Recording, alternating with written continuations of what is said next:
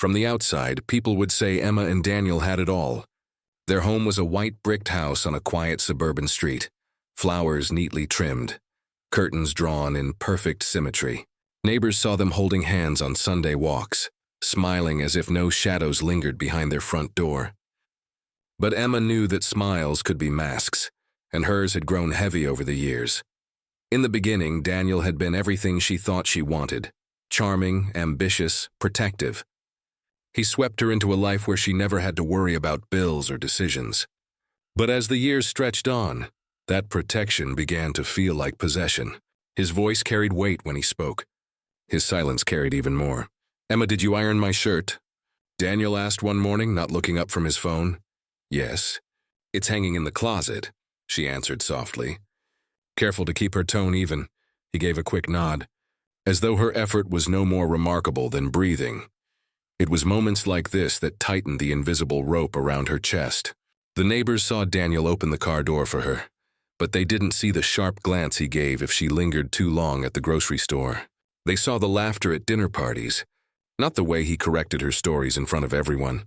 Subtle cuts that left invisible scars. Emma often stood by the kitchen window at dusk, staring at the fading light. The silence of the house pressed against her ears. She told herself she should be grateful. So many women longed for stability, for the kind of man who provided. Yet somewhere in that silence, a question kept whispering. At what cost? Their conversations grew shorter with each passing month. Daniel had a way of filling space with his own certainty, leaving little room for her doubts, her feelings, her truth. When she tried to speak of her loneliness, he would smile and dismiss it. "You worry too much," he would say, brushing her hair back as though she were a child who needed soothing instead of a woman longing to be heard, and she would smile back, swallowing the ache. The nights were the hardest. Lying beside him, she could hear the steady rhythm of his breath, so calm, so unaware of the storm raging inside her. She wondered if he even noticed how far she had drifted from the woman he once married. Or worse, if he noticed and simply did not care. Emma clung to the image of perfection because it was safer than facing the truth. But cracks cannot stay hidden forever. And one night, as Daniel lingered too long on his phone, shielding the screen from her eyes, the first fracture widened. The glow of Daniel's phone lit up the bedroom like a small, secret fire. Emma stirred, pretending to remain asleep, though her eyes traced the way his face bent toward the screen. His fingers moved quickly, then paused as if guarding words not meant for her. When he finally slipped the phone under his pillow, Emma turned her head, feigning drowsiness. "It's late," she murmured. "I couldn't sleep," Daniel replied, his voice clipped. "Go back to bed." The space between them felt wider than the mattress. Emma closed her eyes, but the image of his guarded expression clung to her. The next morning, the kitchen became her silent battleground. She watched Daniel scroll while sipping coffee, his thumb flicking in practiced secrecy. She studied his posture, the tilt of his head, the faint smirk that crossed his lips before vanishing. "Who are you texting so early?" she asked, her tone casual but trembling beneath. "No one. Just work," he said without meeting her eyes. Emma forced a smile, though her chest tightened. She wanted to believe him. God, she wanted to. But the words lodged in her throat felt like lies waiting to be exposed. That evening, the tension spilled over. Daniel left his phone face down on the counter while he poured himself a drink. Emma reached for it, her heart racing, but his hand was quicker. "Don't touch my things," he snapped. "I wasn't," she began, but the sharpness in his gaze silenced her. The silence afterward was heavier than shouting. Emma busied herself with chopping vegetables, though the knife shook slightly in her grip. "You always imagine things," Daniel muttered finally, turning away. "It's exhausting." Emma swallowed the sting. She remembered when his words once carried warmth, when she trusted them without question. Now they cut deeper than any blade. She stared at the faint reflection of herself in the darkened kitchen window. Her face looked older, wearier, her eyes lined with doubt. The house was quiet except for the sound of the knife against the cutting board, a rhythm that echoed the growing distance between them. Still, Emma said nothing. She tucked her suspicions away like a secret journal, written in silence, guarded by fear. But the seed was planted, and once planted, it would grow. That night, as Daniel showered, Emma sat at the kitchen table in the dim light.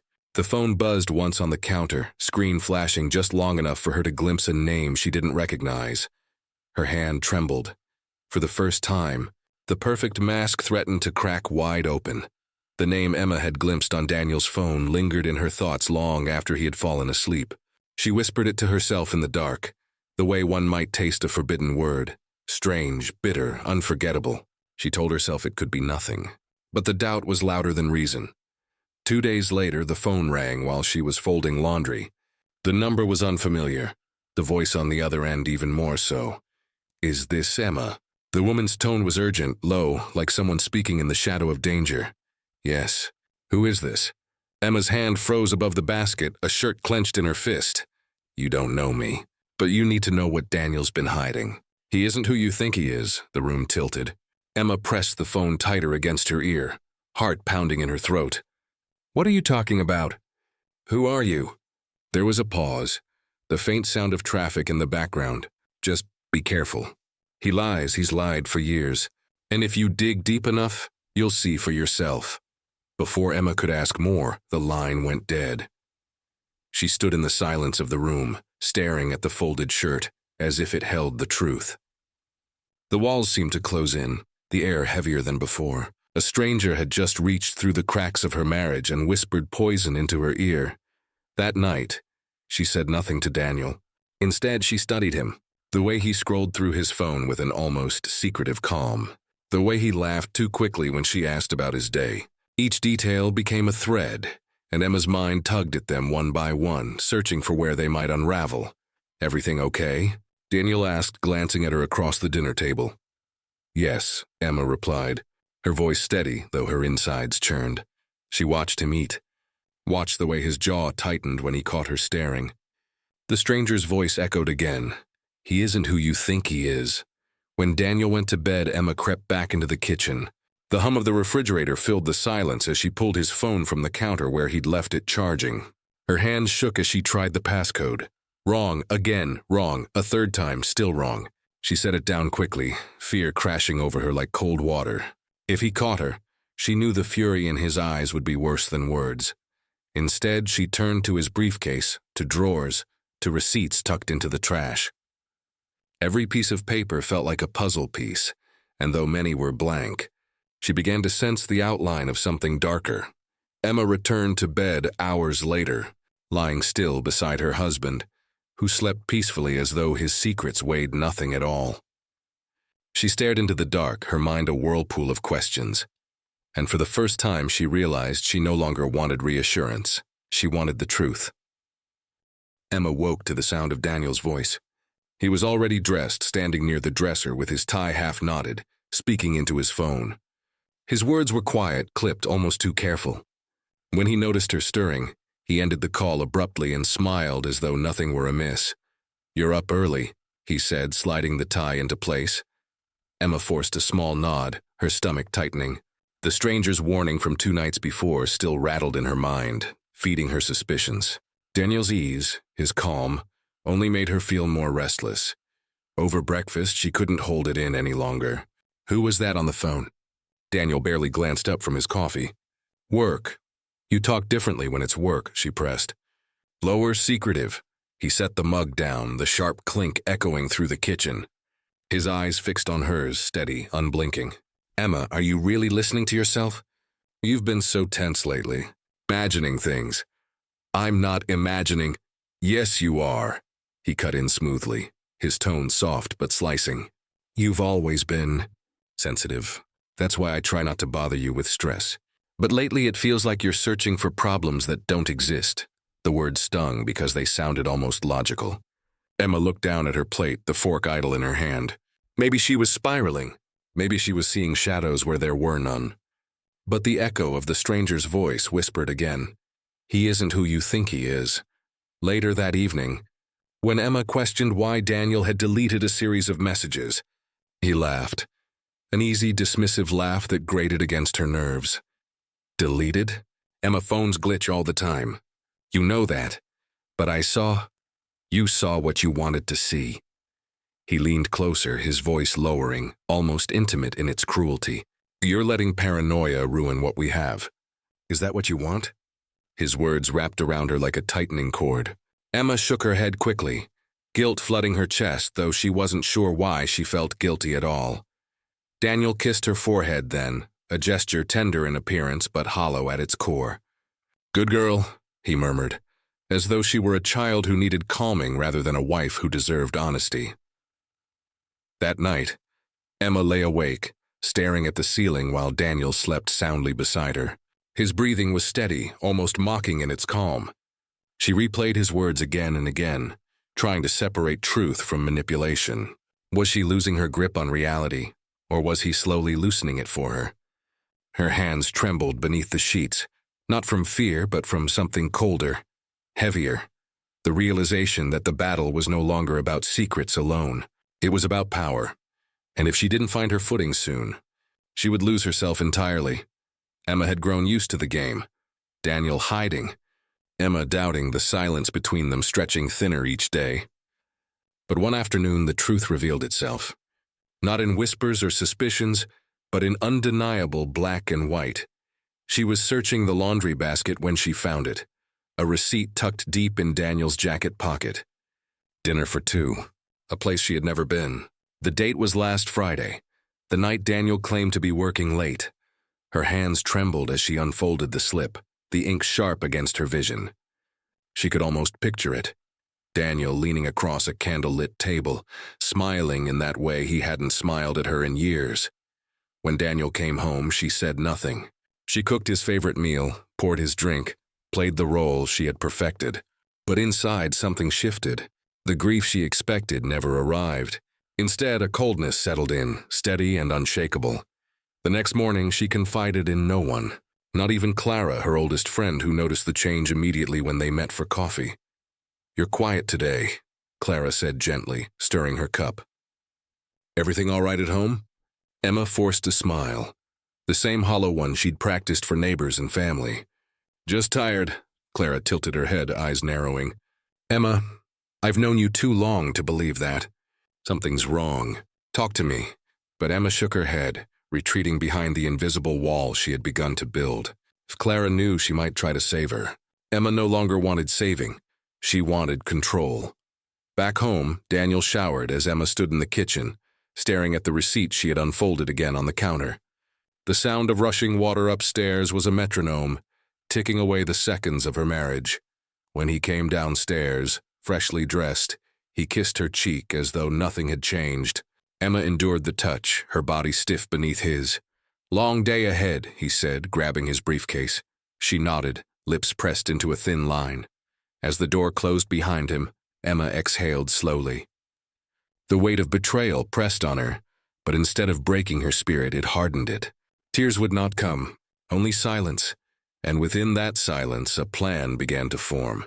For the first time, Emma realized she no longer feared the cracks in their marriage. She would use them. Emma no longer looked at Daniel with sorrow. She studied him. Every gesture, every habit, every careless word became data to be stored, patterns to be tracked. Her grief had calcified into something colder, sharper. She wasn't searching for hope anymore. She was searching for opportunity. Mornings, she noted how long he lingered in the shower, exactly when the pipes began to groan and when the water stopped. Evenings, she watched the way he tossed his jacket over the same chair, how he left his phone on the counter when pouring a drink, how he always locked the study before bed. What had once been routine now became evidence, pieces of a larger puzzle only she was assembling. At first, the idea terrified her. The thought of it crept into her mind late at night, as she lay awake listening to his even breathing. But instead of pushing it away, she fed it, nurtured it. Rage disguised itself as reason. Betrayal hardened into resolve. "Emma, did you hear me?" Daniel's voice pulled her back one evening. He was standing by the door, keys in hand. "Sorry," she murmured, blinking. "What did you say?" He sighed. "I said I'll be home late." "Don't wait up." Her lips curved into a smile she didn't feel. "Of course." As the door closed, Emma's smile vanished. She turned to the kitchen drawer, pulling it open slowly. Inside, the dull gleam of knives caught her eye. Her hand hovered, not quite touching, before she pushed it shut again. Too messy, too obvious. This wasn't about rage, it was about control. Instead, she began with smaller things. She checked his pill bottles, counted the tablets. She learned where he kept his spare keys, which neighbors never seemed to be home, which cameras pointed where. She mapped the house in her mind like a strategist preparing for war. She carried her mask with precision. Around Daniel, she was compliant, soft-spoken, almost fragile. He believed her silence was surrender. He didn't see the fire building beneath. Clara called again that week, concern heavy in her voice. "Emma, you've been distant. Are you sure you're okay?" Emma's fingers tightened around the phone. "I'm fine," she said smoothly. Truly, she hated the lie, but secrecy had become her weapon. Trusting Clara meant risking the unraveling of everything she was carefully constructing. Late one night, as Daniel slept, Emma stood in the kitchen, notebook open. She wrote in neat, deliberate lines. His schedule, his weaknesses, possible methods. Each entry steadied her heartbeat. Each word was a step closer to freedom. The house was quiet except for the steady hum of the refrigerator. Emma closed the notebook, sliding it into the false bottom of a drawer. She pressed her palms against the counter, her reflection faint in the dark window. For the first time in years, she felt powerful. And soon, Daniel would feel it too. The morning after, Emma stood at her kitchen counter, coffee steaming in her cup. To anyone watching, she looked like a woman easing into an ordinary day. But her ears strained at every sound, every knock against the quiet air. The house felt heavier now, emptier, yet still haunted by the memory of what she had done. The first crack appeared when the doorbell rang. Detective Harris stood there, his posture calm but his eyes alert. "Routine follow-up," he said. "Your husband's office reported him missing when he didn't show up this morning." Emma summoned a tired smile. "Daniel's been working late a lot. Maybe he just needed a break." The detective studied her face for a beat too long before nodding. "Mind if I ask you a few questions?" She invited him in, her hands steady on the surface but cold underneath. As he scribbled notes, his questions pressed closer to the truth. "Did you notice any unusual noises last night? Anything out of the ordinary?" Emma shook her head smoothly, rehearsed calm wrapping around her words. "Just the usual. Quiet as always." But later, as he left, she caught sight of Mrs. Green, her elderly neighbor hovering by the hedge. Their eyes met, and the woman gave a polite wave before shuffling inside. Emma's chest tightened. She remembered the faint thud of Daniel's body against the floor, the scrape of the suitcase wheels over the tiles. Had someone heard? That night, Emma lay awake, replaying every sound, every detail. She had thought her plan flawless, yet shadows of doubt crept in, whispering of mistakes she couldn't see. 2 days later, Harris returned. A neighbor mentioned noises. Said it sounded like arguing, maybe a fall. His tone was measured, but the implication cut through the air. Emma's pulse raced, but her expression didn't falter. "We argue sometimes, detective. Every couple does." But Daniel walked out. That's the truth. The lie settled heavily between them. Harris's eyes narrowed slightly, catching the faintest crack in her performance. As he closed his notebook, Emma's hands clenched unseen at her sides. The walls of perfection she had built around her story weren't impenetrable after all. And someone, somewhere, was already pushing against them. The screen fades in on Emma's face, eyes hollow. Voice steady, her recorded confession plays like a final act of theater. "I didn't kill him because of the affair," she says, the words hanging in the air. "I killed him because I couldn't breathe anymore. Every day with Daniel was another brick in a prison I didn't consent to build." Her voice cracks, but she doesn't weep. She recounts the late-night control, the words twisted into weapons, the silent punishments that left her questioning her sanity. To the outside world, they were the perfect couple. Behind closed doors, she was breaking piece by piece. Cut to Detective Harris, his notes stacked neatly before him. We had the neighbor's testimony, the inconsistencies in her timeline, and the evidence she tried so hard to erase. But what struck me wasn't just what she did, it was why. You could see it in her eyes. This wasn't about passion or greed. It was about survival, at least in her mind. The camera lingers on the crime scene photos, the spotless kitchen, the bleached tiles, the black bags pulled from the river. Methodical, cold. Yet beneath it all, there is a trace of desperation. A woman who planned not for power, but for release. Emma's friend Julia appears briefly on screen. She stopped talking to me months before. I thought she was just distant, but now I wonder if she was preparing herself, not just for the crime, but for the end of her marriage in the only way she thought possible. The narration grows darker, heavier. Emma's confession continues. People will call me a monster. Maybe I am, but I want them to know. Daniel broke me long before I broke him. A silence follows, the kind that forces viewers to sit with their unease. Detective Harris closes the file, his voice calm, almost weary. Justice isn't always clear-cut. She took a life, yes, but she also revealed a hidden one. Years of manipulation, cruelty, and secrets will never fully prove. Was it liberation or was it murder? That's the question. The camera returns to Emma one last time. Her expression is unreadable, somewhere between defiance and surrender. The screen fades to black and the final words appear. In marriage, truth can be the deadliest secret of all. The table was set with quiet precision. 2 plates, polished silverware, candles flickering in the dim light. To Daniel, it must have looked like a gesture of affection. To Emma, it was a stage, every detail arranged for the performance she intended to give. He sat across from her, fork in hand, chewing without interest. You didn't have to go to all this trouble, he said, his tone more perfunctory than grateful. Emma smiled faintly. It's been a while since we had dinner together. Just the 2 of us. The silence stretched between them, thick as fog. She could hear the scrape of his fork against the plate, the steady tick of the clock in the hallway. Her own heartbeat seemed louder than both. She lifted her glass. Do you ever think about us, Daniel? About how we've changed? He glanced up briefly, then back down to his meal. Every couple changes. It's normal. Emma tilted her head, studying him. Lie, her mind whispered. He wasn't dismissing the thought because it was trivial. He was dismissing it because he didn't want to look too closely. I sometimes wonder, she said softly, what you're really doing when you're working late. Daniel froze for the briefest moment, then forced a chuckle. Paranoid again? Emma, I've told you 1,000 times. It's just work. Her smile held, but inside the words twisted.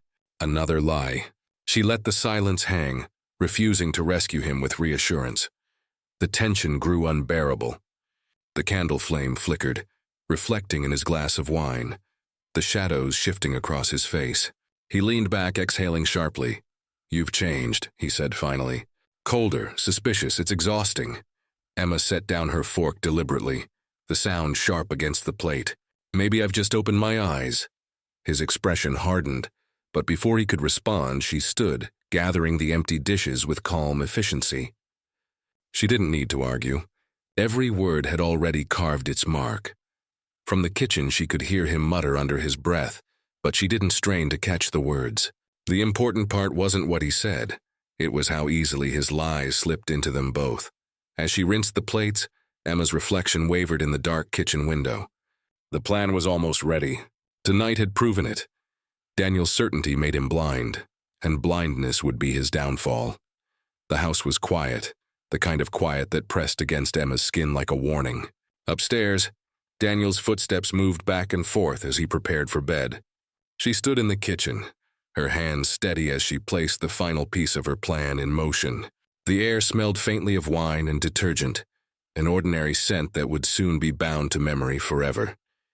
She reached for the glass on the counter, the one she had poured for him earlier.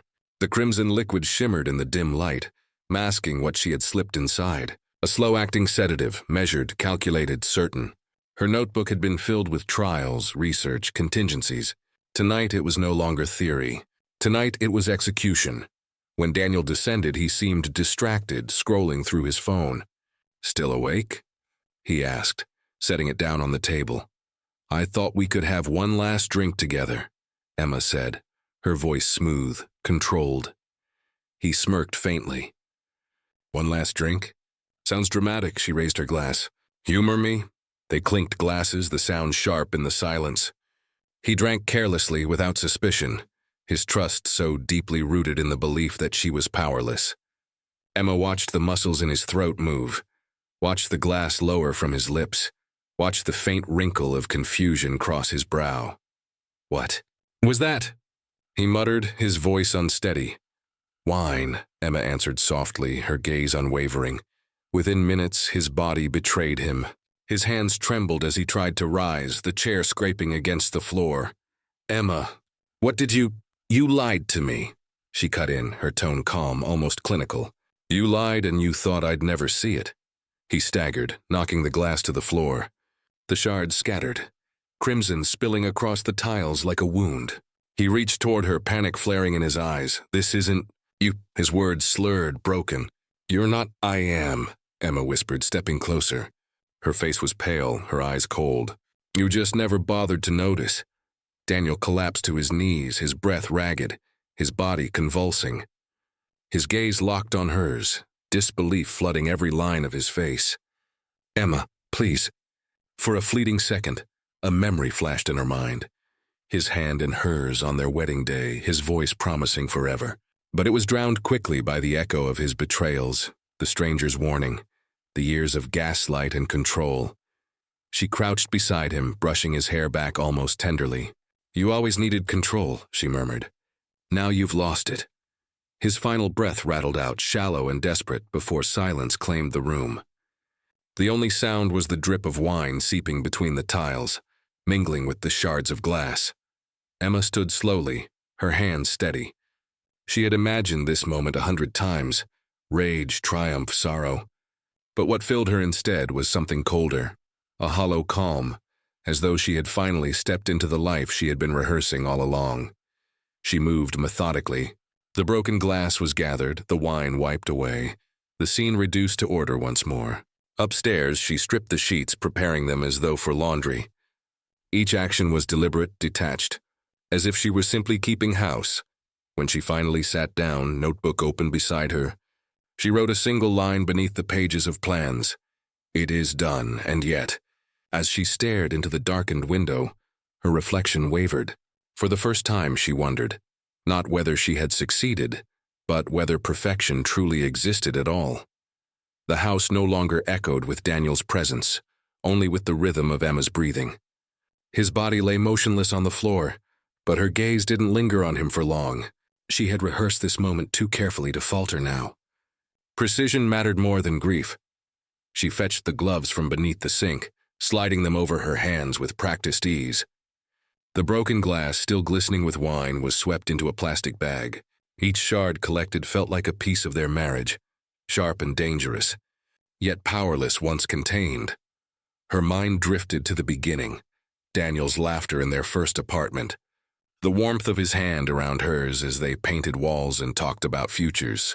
For a fleeting moment, a pang of sorrow threatened her composure. But then came the memory of late-night arguments, the phone turned face down, the words that twisted her sanity.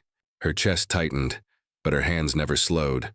The kitchen floor was scrubbed, first with warm water, then bleach, until the tiles reflected a sterile shine. She changed the cloth twice, burning the first in a metal tin in the backyard. No trace, no scent, no stain. Upstairs, she stripped the bed where Daniel had once slept peacefully beside her. The sheets were bundled and sealed in black bags. To anyone else, it might look like spring cleaning, but Emma knew it was the dismantling of an illusion. Her steps were steady as she returned downstairs with a suitcase. She rolled Daniel's body into it, folding him in silence, her face blank as if she were packing for a trip. The wheels clicked faintly across the tiles, and the sound unnerved her more than the sight of death itself. She paused at the back door, the night pressing in like a witness. Her reflection stared back from the glass pane, pale, composed, unrecognizable. You are in control, she told herself. You've always been in control, even when he made you doubt it. Closing the door behind her, she stepped into the shadows of the yard. Each detail was accounted for, every step rehearsed. The world slept, oblivious as Emma walked calmly into the night with her secret. Yet beneath her calm exterior, a flicker stirred, a whisper that perhaps secrets never stayed buried forever.